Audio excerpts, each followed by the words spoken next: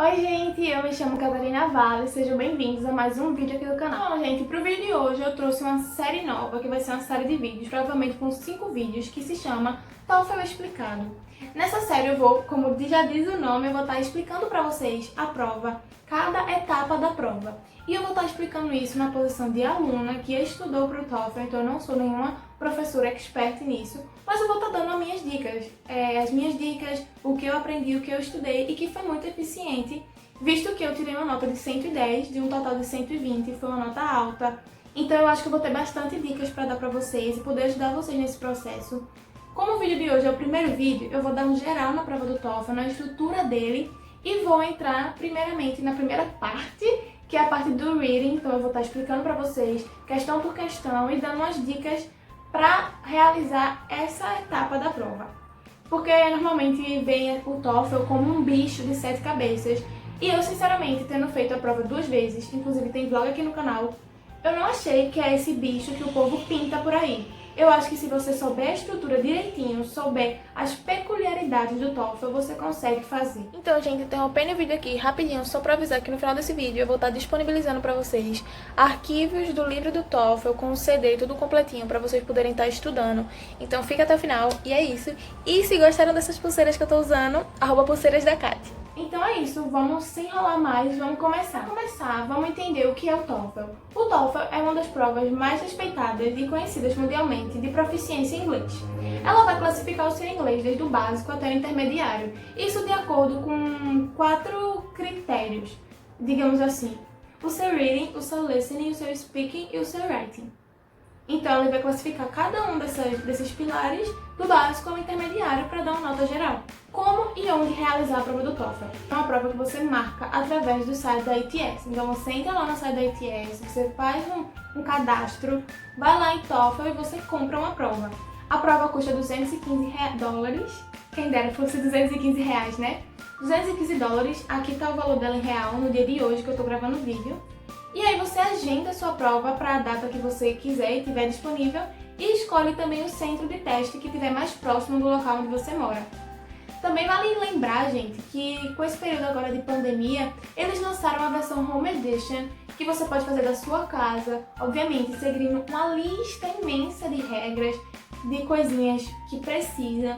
Caso vocês queiram, eu faço um vídeo falando dessa Home Edition. Agora vamos entender um pouquinho só do geral da prova. Desde 2019 a prova mudou um pouquinho, ela ficou menor. É importante saber isso para você não estranhar caso você vá praticar com materiais um pouco mais antigos e você vê que tem, tipo assim, mais questões, tem mais textos para ler. Não se preocupa, é só porque a prova ficou menor agora, mas dá para praticar igual. É até melhor porque você está praticando mais coisa. Então assim, a prova ela é dividida em 4 partes: o reading, o listening, o speaking e o writing. Entre o listening e o speaking tem um break de 10 minutos, que você pode ir no banheiro, você pode beber água, comer alguma coisinha e voltar para fazer a prova. Então é bem massa, você dá uma respirada, se concentra para ir fazer o speaking. Então, essas 4 etapas, elas valem no total de 0 a 120, cada etapa valendo de 0 a 30. Agora que eu já dei um geral para vocês da prova, como ela é basicamente assim estruturada, eu vou falar especificamente do reading. Então esse vídeo 1 aqui vai ser falando do reading, o 2 vai ser falando do listening, o 3 do speaking e o 4 do writing. E vai ter um extra, o 5º, que vai ser uma surpresinha pra vocês. Então vamos lá, vamos começar falando do reading. O reading, ele pode apresentar pra vocês de 3 a 4 textos, que eles chamam de passages. E cada um desses textos vem com de 10 a 14 questões. Essa parte do reading, ela pode durar entre 54 a 72 minutos. 54 se vierem 3 textos, 72 se vierem 4 textos. Isso dá mais ou menos 18 minutos para você realizar cada um desses textos.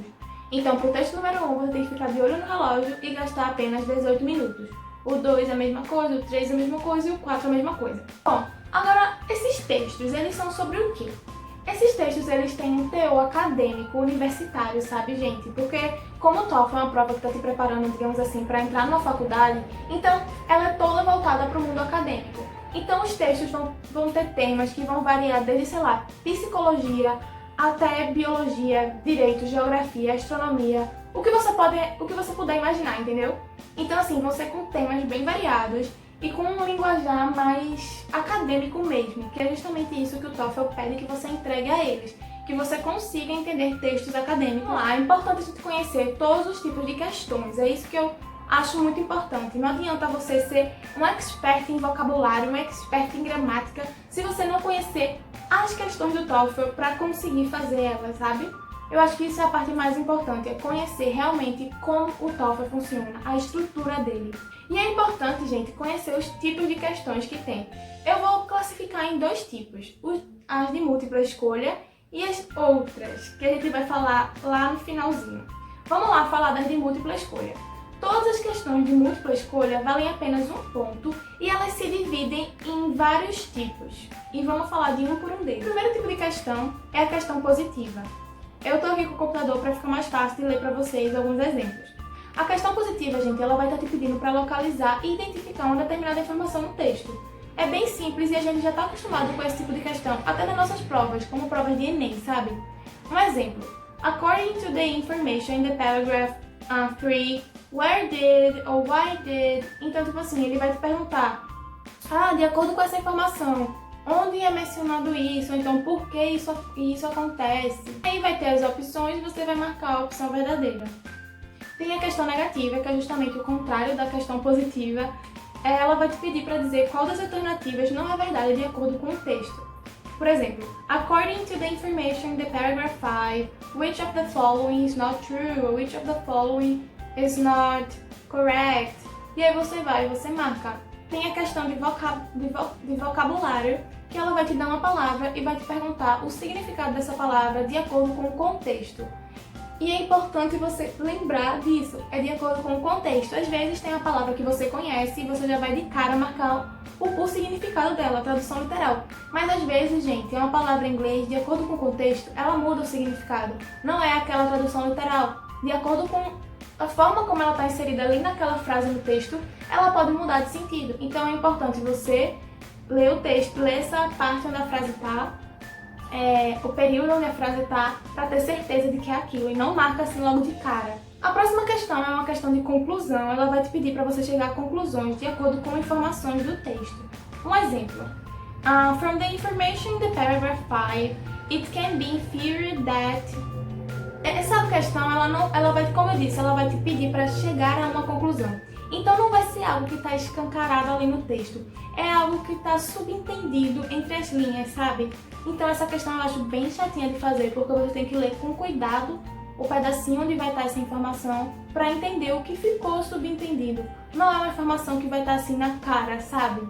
A próxima questão é a questão de propósito do autor. Ela vai te perguntar por que o autor usou uma certa palavra, um detalhe, um exemplo, e ela normalmente se apresenta assim.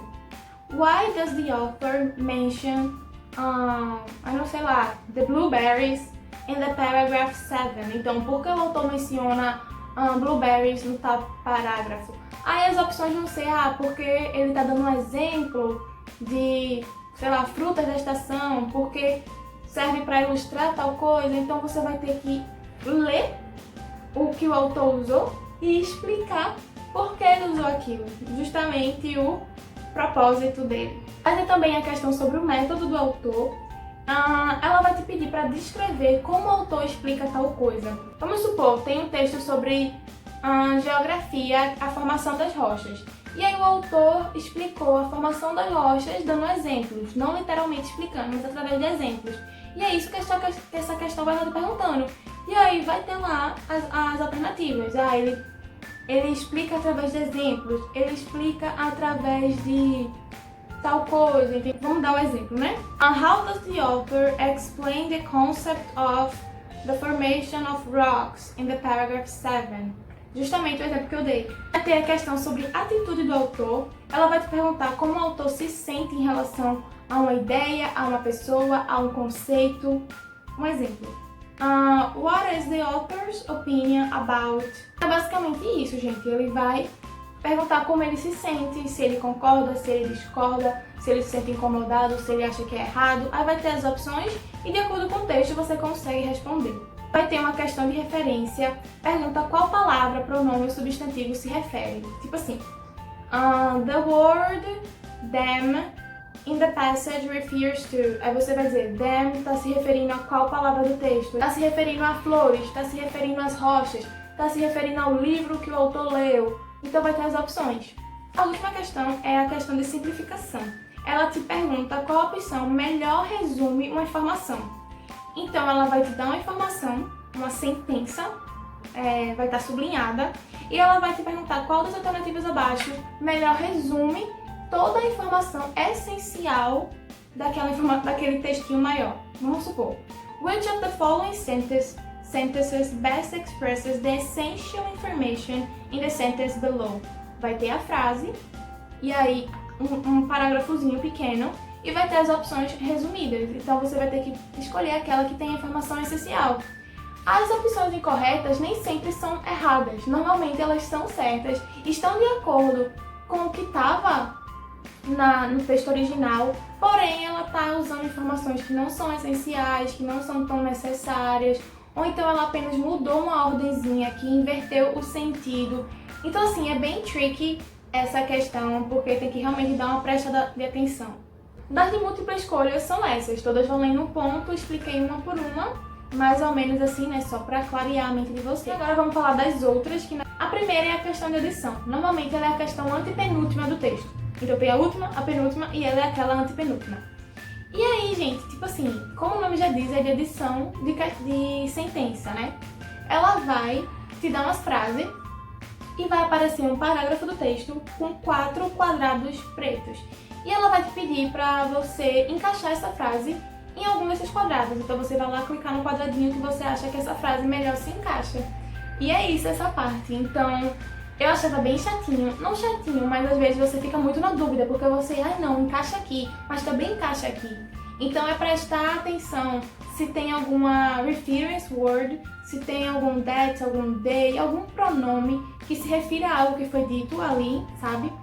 Prestar atenção se tá dando um exemplo de alguma coisa, se tá explicando alguma coisa, porque tem umas dicasinhas para você conseguir encaixar ela no melhor lugar. E agora tem outros dois tipos de questão, que é a questão completa e resumo e a questão completa e o gráfico. Normalmente elas são as duas últimas. E, gente, sim, lembrando, sempre aparece, essas outras sempre aparecem no texto. Em cada texto vai ter uma dessas. As outras que eu falei, às vezes possam ser que não tenha, que tenha mais de uma, que tenha duas da mesma, mas essas aqui sempre tem uma de cada em cada texto. Essas aqui, elas, como eu disse, a completa e o resumo e completa e o gráfico valem 2 pontos. A completa e o resumo é assim, vão te dar 6 opções e você deve escolher 3 dessas opções para resumir as informações essenciais daquele texto todo, para fazer literalmente um resumo. Gente, lembrando que, novamente, as opções incorretas necessariamente não estão erradas. Às vezes elas são informações que estão ali no texto até, só que não é uma coisa que é um resumo, sabe? Um resumo é as coisas mais importantes, então às vezes ali aquilo é um detalhe. Não é a informação essencial do texto, sabe? Não é o que o texto quis passar, é só um detalhe, só um exemplo. E às vezes também tem coisas que nem foram mencionadas no texto.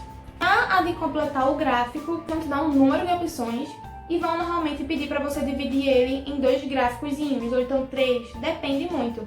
Que normalmente vai ser de acordo com características, exemplos, definições, conceitos. E aí você vai estar dividindo entre categorias, sabe? Às vezes ele explica 2 conceitos, o conceito de tal coisa e o conceito de tal coisa.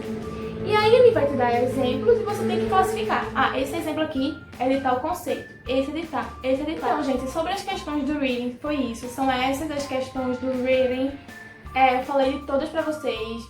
Gente, eu não tô dizendo que o que eu falei é apenas isso que é necessário pra fazer a prova. Não.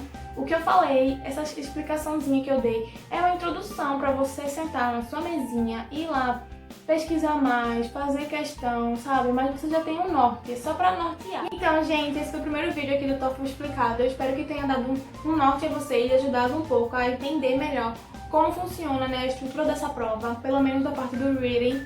Então, nos próximos vídeos a gente vai estar falando do listening, do speaking e do writing. Espero que vocês tenham gostado. Se você gostou, já deixa seu like, se inscreve no canal, ativa o sininho. E também eu vou estar deixando pra vocês aqui o link do meu Google Drive, onde eu vou estar disponibilizando para vocês um livro que eu baixei na internet do TOEFL, com todas as práticas, com tudo, gente.